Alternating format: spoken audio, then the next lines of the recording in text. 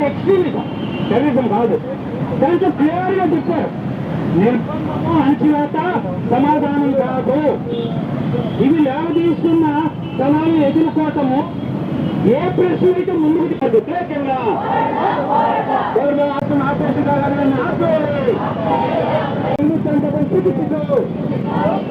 ఈ దేశ పనిచేస్తే అది చట్టాన్ని అమలు చేస్తే చట్టాన్ని అమలు చేస్తే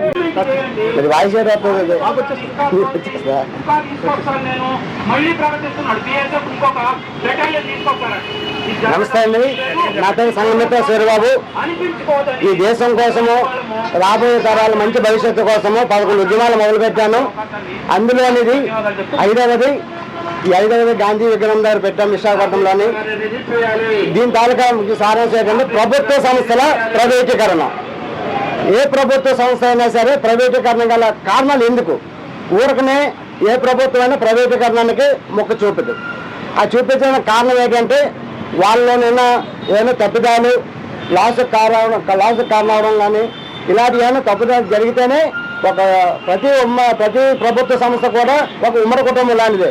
ఉమ్మడి కుటుంబంలోని నలుగురు కష్టపడి నలుగురు కరెక్ట్గా ఉంటే ఆ సంసారం బాగుంటుంది, ఆ కుటుంబ వ్యవస్థ బాగుంటుంది.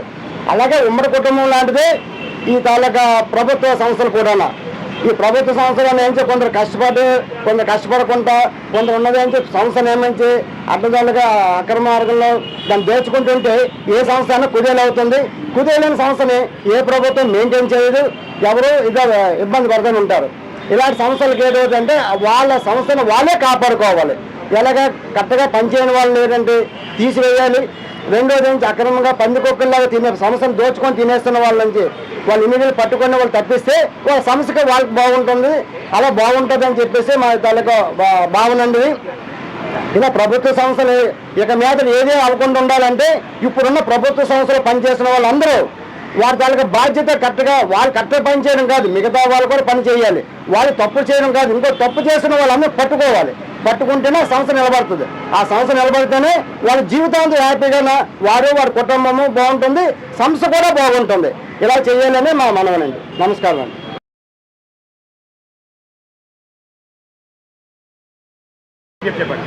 అందరికీ నమస్కారం అండి. నా పేరు హరిప్రసాద్.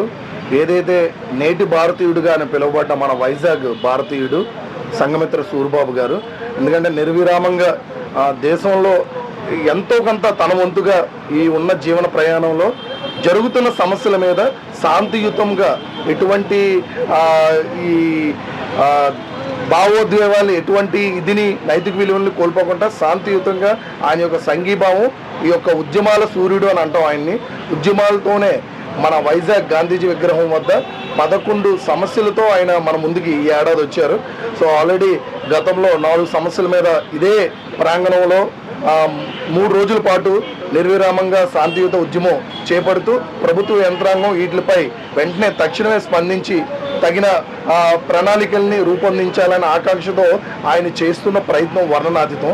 దీనికి ప్రతి ఒక్కరు కూడా ఉద్యమంలో ఒక్కొక్క సమస్య మీద వెళ్తుంటే కనుక అందరూ కూడా ఆల్రెడీ ఇప్పటికే చాలామంది చైతన్యపరుస్తూ ఆయన చేస్తున్న ప్రయత్నంకి మేమున్నామంటూ స్వచ్ఛందంగా చాలామంది వస్తున్నారు. ఆ త్రోవకు చెందిన వాడినే నేను కూడా యువసేవ ఫౌండేషన్ నుంచి ఆయన చేస్తున్న ప్రయత్నంలో జీవితాంతం ఆయనతో పాటు నేను కూడా, ఎందుకంటే నెక్స్ట్ జనరేషన్ ఇలా ఒకరికొకరు పెద్దవాళ్ళని స్ఫూర్తిగా తీసుకొని ఈ సూర్యబాబు గారు అన్నయ్య త్రోవలో మనం నడిస్తే కనుక ఈ రోజు కాకపోయినా ఒక రోజు వస్తుంది, అన్నిటికీ పరిష్కారం దొరుకుతుందన్న ఒక దృఢ సంకల్పం, నమ్మకంతో ఈ యొక్క ఉద్యమాల సూర్యుడికి మేము కూడా వెన్నంటూ ఉన్నామంటూ ఆయనతో పాటు ఈ ఉద్యమంలో పాల్గొనడం జరుగుతుంది. అయితే నేటి సమస్య వచ్చేసరికి ఆయన ఇప్పుడే చెప్పారు సార్ కూడా. సో ప్రైవేటీకరణ అంటే నేటి భవిష్యత్తులో చూసుకుంటే కనుక ఉద్యోగాలు, చాలామంది నిరుద్యోగులు ఎక్కువైపోయారు. చాలామంది ఉద్యోగాలు దొరక్క చదువుకొని కూడా సూసైడ్ అటెంప్ట్ చేసుకొని కుటుంబాలు పోషించలేక చాలా ఇబ్బందులు పడుతున్నారు.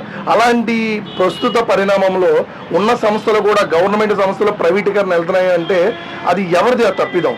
చక్కటి కాన్సెప్ట్తో మన ముందుకి ఈరోజు సంఘమిత్ర సూర్యబాబు అన్నయ్య గారు వచ్చిన పాయింట్ చాలా వర్ణనాతీతం. అంటే మనకి సబ్జెక్ట్ తెలియకుండా కేవలం ప్రభుత్వం ప్రైవేటీకరణ చేశారు అసలు ఏంటి దీని లూప్ లైన్ ఎక్కడ స్టార్ట్ అయింది, ఎందుకు అసలు కంపెనీ ఒక కంపెనీ, అది ప్రైవేట్ కంపెనీ అయినా లేదా గవర్నమెంట్ కంపెనీ అయినా నష్టాల్లో చేకూరుతుందంటే అది ఎందుకు ఆ నష్టాల్లోకి వెళ్తుంది అనేది ఆలోచించవలసిన అవసరం ఉంది.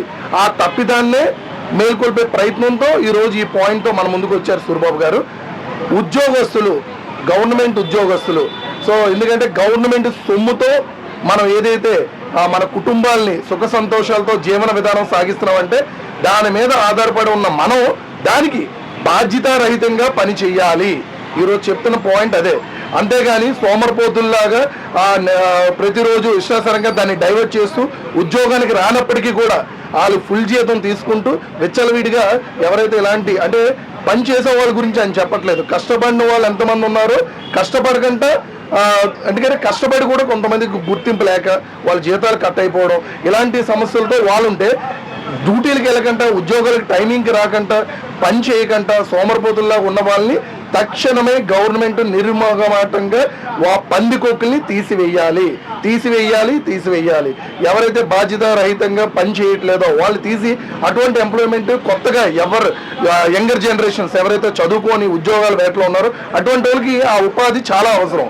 ఎవరైతే ఈ పందుకుక్కులు రాబందులు ఉన్నాయో వీళ్ళని వేరి పారేస్తే ఇటువంటి ప్రైవేటీకరణకి త్రోవ తీసే ఛాన్సే లేదని చెప్పి నేటి పాయింట్తో సంఘమిత్ర సూరిబాబు అన్నయ్య గారు అయితే ఈరోజు శాంతియుతంగా 3 రోజులు ప్రభుత్వానికి ఒక మెసేజ్ పంపిస్తూ అలాగే ఇక్కడ వచ్చిన పబ్లిక్ని ప్రజల్ని చైతన్యం అసలు ప్రైవేటీకరణ ఎందుకు జరుగుతుంది అది జరగకుండా ఉండాలంటే మనం ఏం చేయాలన్న ఒక కాన్సెప్ట్తో సంఘమిత్ర సూరిబాబు గారు వేసిన అడుగులో మా అడుగు. Thank you.